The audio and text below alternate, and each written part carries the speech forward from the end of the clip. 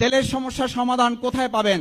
তেলের সমস্যার সমাধান পেতে হলে মন্ত্রণালয়ে গিয়ে দেখেন কি পরিমাণ তৈল ঢালা হচ্ছে, এবং তেলের তো ওখানে তৈল ঢালার কারণে তো বাজারে তেলের সমস্যা সংকট তৈরি হয়েছে। আজকে সরকারের মধ্যে এরকম তৈল ঢালার যদি প্রতিযোগিতা তৈরি হয়, ভালো করে মনে রাখতে হবে, জনৈক এক সাংবাদিকের তৈল ঢালার কারণে শেখ হাসিনার পতনের ঘন্টা বেজে গিয়েছিল।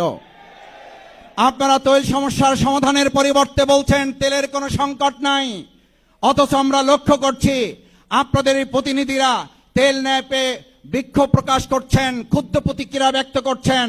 পুলিশ প্রশাসনেরা গাড়ি ঠেলে নিয়ে যাচ্ছেন, তেল পাচ্ছেন না। প্রভাবশালী আপনাদেরই কতিপয় লোকেরা ডিলারশিপ নিয়ে তেল যতটুকু বাজারে যায় সেটাও প্রভাবশালী সরকারি দলের লোকেরা অতিরিক্ত মুনাফা লাভের আশায় কারসাজি করে, মজুতদারি করে, কালোবাজারির মাধ্যমে আমাদের সাধারণ ক্রেতাদেরকে যে কষ্ট দিচ্ছেন,